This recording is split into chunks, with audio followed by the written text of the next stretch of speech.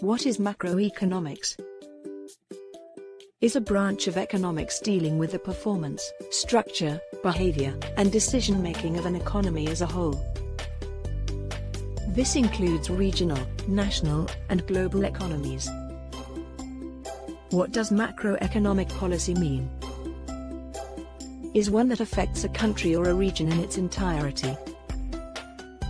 It deals with the monetary, fiscal, commercial and exchange regime.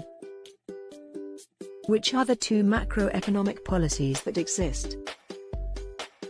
Exchange policy and fiscal policy. It is a type of change that is in charge of balancing the nominal exchange rate with the real exchange rate. Fiscal policy. It is a policy carried out by the public sector regarding its decisions on spending, taxes and indebtedness. Its main objective is to facilitate and encourage the adequate performance of the national economy.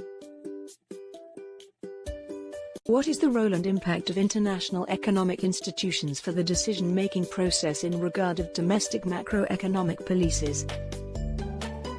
Improvements in the transparency of an organization, information and economic coordination among the economic agents, due to the creation and reform of a series of formal instructions and promote the cooperation of the countries to avoid the economic crisis of these nations and take control of the same in each of the economic aspects.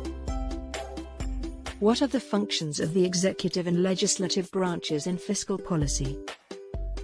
The executive branch enforces the laws of the government, and in fiscal matters the executive branch manages the money and prevents abuses, and the legislative branch is related to public spending, taxes, etc. To avoid unemployment and inflation. What are the most significant macroeconomic indicators in Mexico to assess its progress and stability? In Mexico there are government institutions that measure economic activity in our country, for example, INEGI and the Bank of Mexico, as well as GDP, inflation, unemployment, foreign investment and balance of payments, etc. What are the most significant macroeconomic indicators in Mexico to assess its progress and stability? In Mexico there are government institutions that measure economic activity in our country, for example, INEGI and the Bank of Mexico, as well as GDP, inflation, unemployment, foreign investment and balance of payments. Describe, with historical data, how the Mexican economic model was structured in the way it currently operates.